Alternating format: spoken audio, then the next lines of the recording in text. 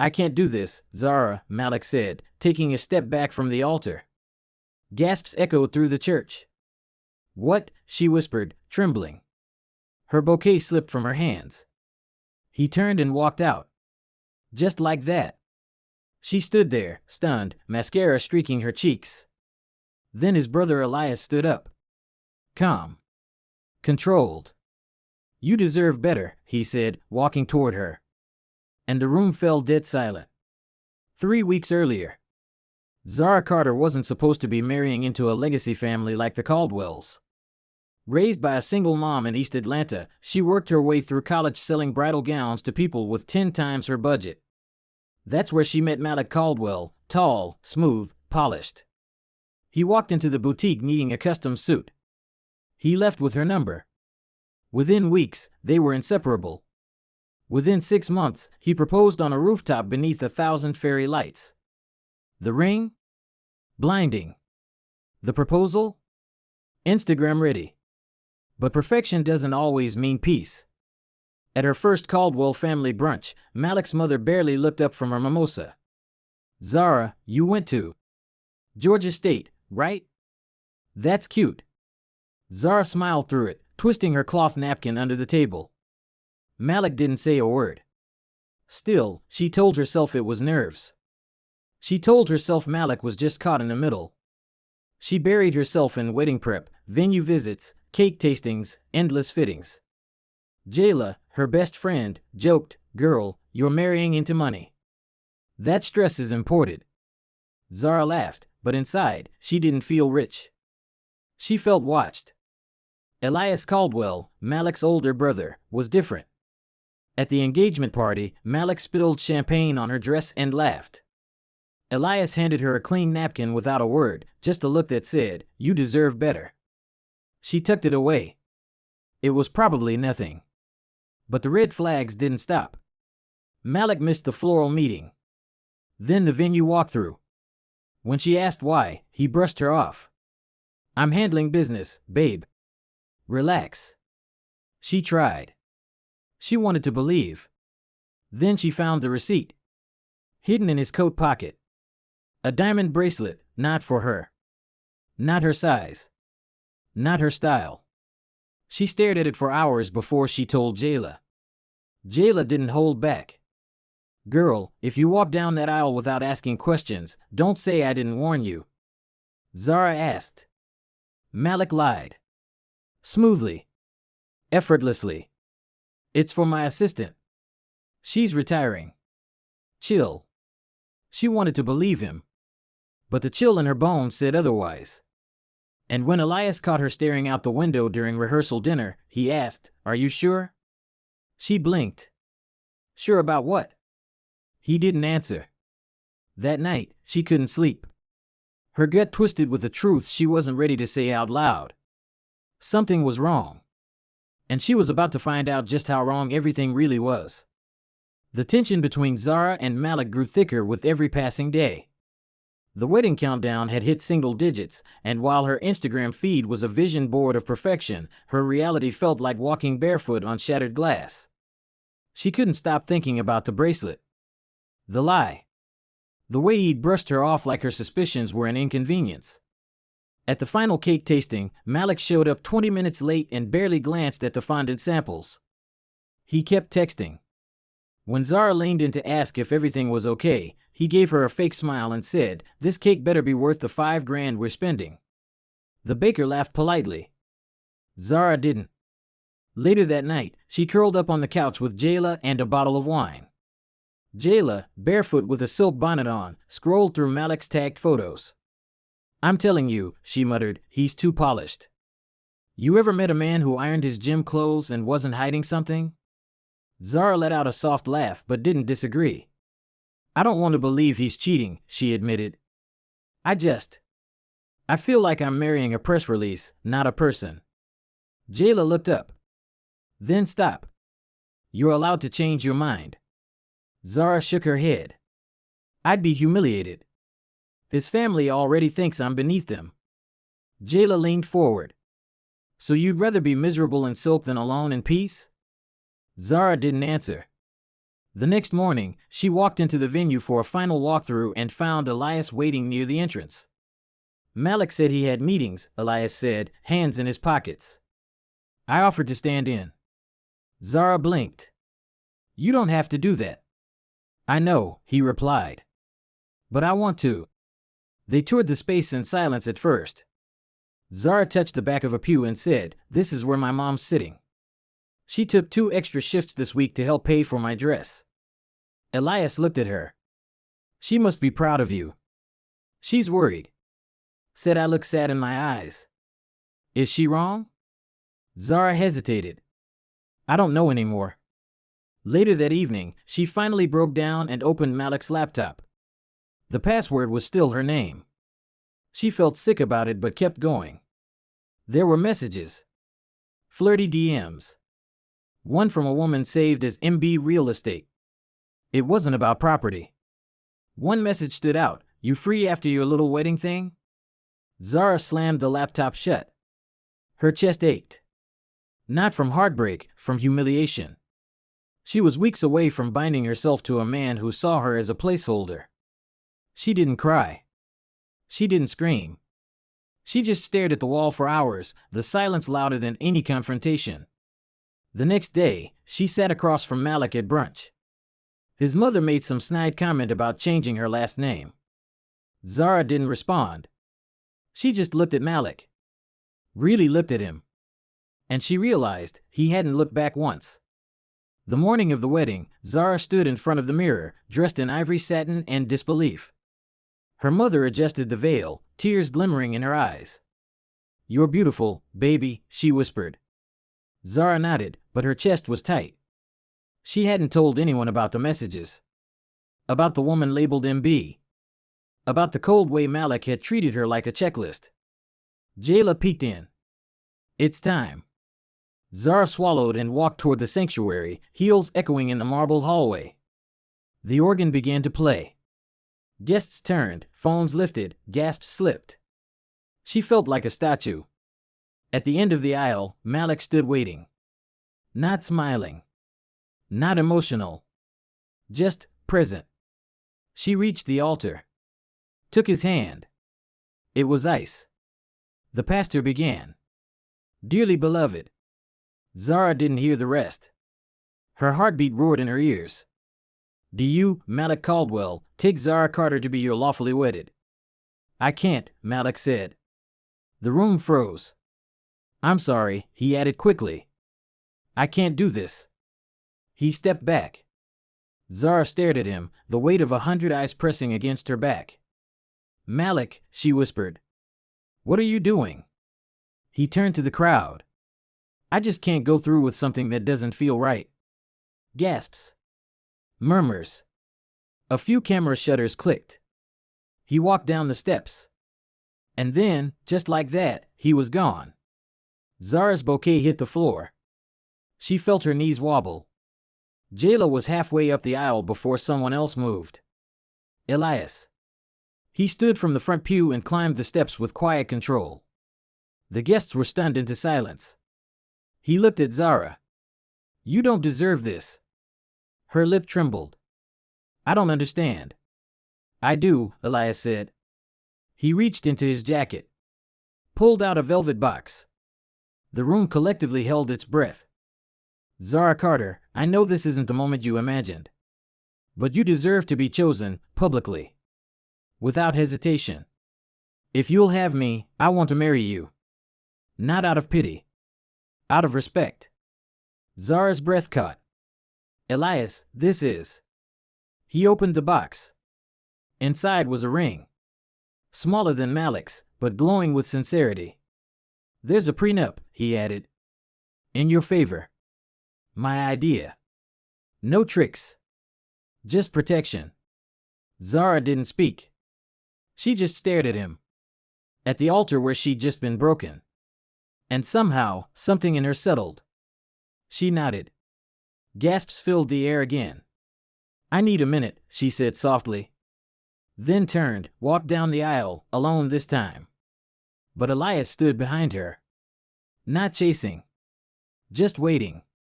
The headlines exploded before Zara had even taken off her dress.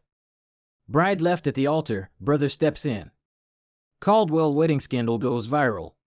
Her phone buzzed nonstop. Messages. Media requests. Memes. Even fake engagement fan pages. She shut it all off. Elias brought her tea later that night. They sat in silence in his living room, modern, sleek, and strangely warm. I meant everything I said, he told her quietly. I believe you, she replied. He handed her a document. A prenup, she asked. Read it. She did. It offered her 50% of assets if the marriage lasted 2 years, and a $2 million settlement if it didn't. It's real, she whispered. He nodded. I had it drafted months ago. Months? I saw what Malik was doing. I couldn't stop him. But I could be ready in case you needed a way out. Zara stared at him. You wrote this, without knowing I'd ever say yes. Yes. She placed the papers on the table. That's the wildest, most considerate thing anyone's ever done for me. He shrugged. Didn't feel wild. Just right. The next day, she went public. In a calm, steady Instagram video, she said, I was left at the altar. But I wasn't destroyed. I was given a new choice. And I took it. The comments flooded in. Support. Skepticism. Shock. But the narrative began to shift. Elias was quiet through it all. He didn't need to control the spotlight.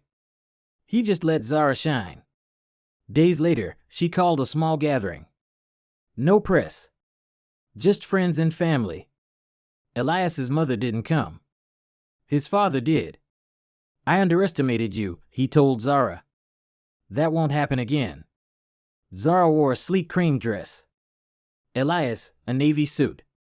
There were no flower walls or rented doves. Just two people standing on equal ground. When the officiant asked if she wanted to say something, she did. I thought love meant never being embarrassed. But real love means being seen, even at your worst, and still being chosen. They married that night. And for the first time in weeks, Zara slept through the night. The morning after her quiet wedding to Elias, Zara woke up to sunlight streaming through unfamiliar windows. The luxury of his penthouse felt surreal. But what felt even stranger was the calm inside her. No pit in her stomach. No dread. She sat at the kitchen island in a silk robe when Elias walked in with 2 mugs. Still with me, he asked, smiling. She sipped the coffee. Against all odds. He leaned in. Good. Because I have an idea. Later that day, they announced the launch of the partnership, a platform for women who had been publicly humiliated or abandoned to reclaim their stories. The response was electric. Within 72 hours, Zara's short video explaining her mission had 2 million views. Hashtag not left but lifted trended for 2 days. Malik, on the other hand, was drowning in damage control. A gossip site released photos of him partying with MB at a resort in Tulum, just 3 days after the wedding. His mother issued a vague statement. We support all our children through difficult transitions. Zara didn't respond. She didn't need to. Her silence became its own headline. Elias stayed behind the scenes, letting Zara lead. He coordinated legal protection, helped structure donation channels, and never once tried to micromanage. You're not just the girl he left, he told her one night. You're the woman who turned it into a movement. Their first live panel was packed. Survivors shared stories. Zara stood at the podium in an all-white jumpsuit, glowing. My pain wasn't private, she said. So neither is my power. The crowd stood. Applauded. Jayla cried in the front row. Backstage, Elias waited. She collapsed into his arms. I didn't think I'd feel whole again, she whispered. You're not just whole, he said. You're blazing. As they left, a journalist approached. Zara, what would you say to Malik if he were here tonight? She turned, cool and composed. Thank you, she said. You were the wrong one. But you led me to the right one. The quote went viral by morning. Success came fast, too fast. Just 2 weeks after the partnership launched, a smear article hit the blogs. Gold digger or girl boss? The truth about Zara Carter Caldwell. The article claimed Zara had seduced both brothers to elevate her status. It even had alleged texts from a source close to the family. Jayla stormed into Zara's office, holding her phone. "Tell me this is a joke." Zara's face was pale. "They have screenshots." "Stuff I never said." Elias reviewed the screenshots. These were fabricated. Whoever sent this knows how to make it look real. He was right. A digital forensics team later confirmed the texts were AI generated. But the damage was already done. Donors pulled back. A brand partnership paused their deal. Zara received a message from an anonymous number. "This is what happens when you marry out of your league." Her hands trembled as she stared at the screen. Then came the biggest shock. Her former friend, Tasha, went on a live stream claiming she had seen Zara manipulating Elias from day one. Tasha, who had cried at her dress fitting. Who had toasted her at the engagement party. Zara watched the live with her arms crossed, jaw locked. "She's getting paid." Elias nodded. "She just sold out. But we'll find out who's buying." That night, Elias worked through financial records and traced a transfer from a shell company to Tasha's Venmo. It was small, $5,000, but it was enough. "It's connected to a Caldwell subsidiary," he said. "Not mine. Malik's." Zara sat in stunned silence. He was still trying to ruin her. From the shadows. Later, she stood alone on the balcony, wind brushing her cheeks, phone in hand. She typed and deleted 5 drafts of a statement. Then Elias joined her, wrapping a coat over her shoulders. "You don't owe the internet your breakdown," he said. "You owe yourself your comeback." She looked at him. "Then help me burn it all down, clean." He nodded once. "Let's build our receipts." Zara didn't sleep that night. She was too busy working. She and Elias pored over messages, transfer logs, and emails. Jayla called in a favor with a contact in investigative media. Every piece of evidence was stacked, highlighted, and organized. The next day, Zara posted a teaser. "You wanted receipts? Drop by tomorrow." The internet lit up. At 5 p.m. sharp, Zara went live. She sat in a neutral-toned room, no makeup, no filters. Just her, a laptop, and the truth. "Let me be clear," she began, "I didn't break up a family. I was abandoned by one member of it and weaponized by another." Then she shared it all, the AI faked screenshots, the Tasha payment, the shell company. She even displayed side-by-side data proving Malik's financial link to the smear campaign. At one point, Jayla jumped on live with her. "This woman's been real since day one. I watched her cry over that man. I watched her question herself. And I watched her get up and keep walking." Tasha tried to defend herself via comment. "You're obsessed with being a victim." Zara calmly responded, "I'm obsessed with being free." By the end of the stream, 1.3 million people had tuned in. Sponsors returned within 24 hours. The partnership doubled in membership. Zara and Elias sat on the balcony that night, champagne in hand. "To burning it down clean," he toasted. "To never apologizing for healing out loud," she replied. The next morning, a reporter asked Elias if he ever felt used. He smiled. "Used? No. Inspired? Absolutely." That quote headlined every feed for the rest of the week. They chose a gala. Elegant. Public. Perfect for a takedown. Zara and Elias co-hosted the Women Reclaiming Power charity benefit. The press lined up. Flashbulbs fired. She wore a black floor-length gown with gold accents. Elias in a velvet suit. The crowd buzzed with anticipation. Toward the end of the evening, Zara stepped onto the stage. "Tonight isn't just about giving back. It's about taking back what was stolen: dignity, voice, and truth." She paused. Looked directly at the cameras. "And since we're live, let's tell the truth." A large screen behind her lit up. Bank records. Transaction histories. Screenshots of Malik's offshore account transfers to Tasha's Venmo. An audio clip played, Malik arguing on the phone, "She'll be humiliated again if I have to pay for it myself." Gasps rippled across the room. Malik, in the crowd, bolted for the exit. But someone blocked his path, Elias. "You've humiliated her enough," he said. "Now it's your turn." Security escorted Malik out. Reporters swarmed. Guests whispered. Cameras zoomed in. Zara stepped forward. "You can't stop people from trying to ruin you. But you can make sure they regret it." The room exploded with applause. Jayla joined her on stage, raising Zara's hand in the air. It was over. And everyone knew it. The fallout was fast. Malik Caldwell's name was scrubbed from his family's foundation page within 48 hours. Sponsors dropped him. His mother issued a quiet apology to the press, more about appearances than remorse. Zara read the statement aloud to Elias. "We regret the behavior of one of our family members and support Zara Carter Caldwell's bravery." Elias rolled his eyes. Took them long enough. Despite everything, Zara didn't feel triumphant. She felt hollow. Jayla noticed it too. "Girl, you won. Why are you walking like you just buried someone?" "Because I kinda did," Zara admitted. "Not Malik. The version of me that still needed his approval." Jayla hugged her. "That version was never the one. This one? This one's a beast."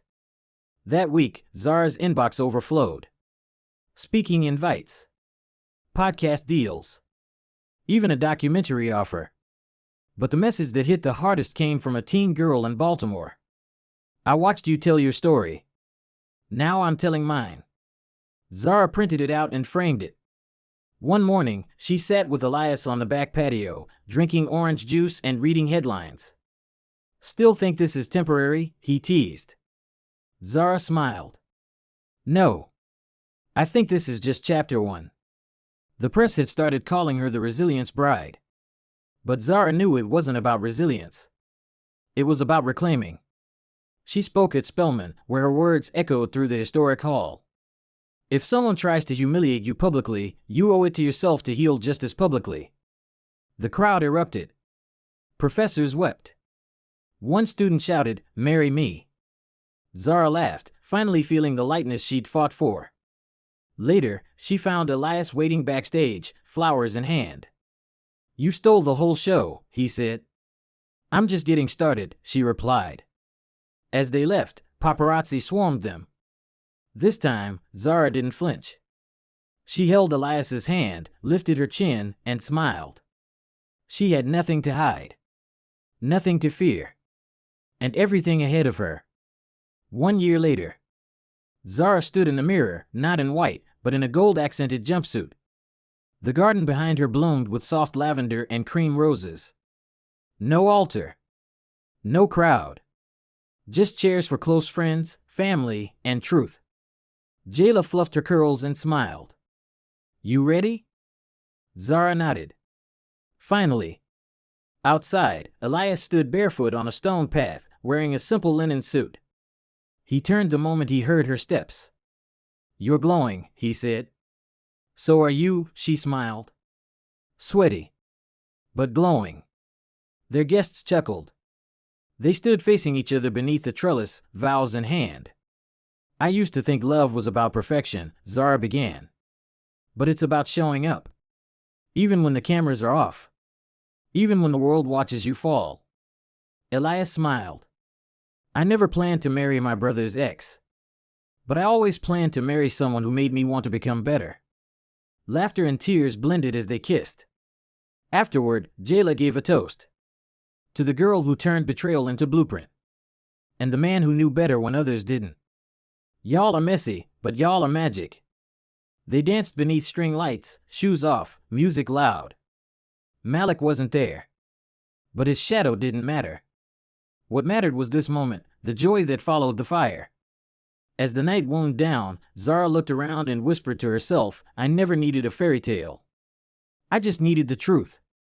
And this was hers. Wow, what a ride.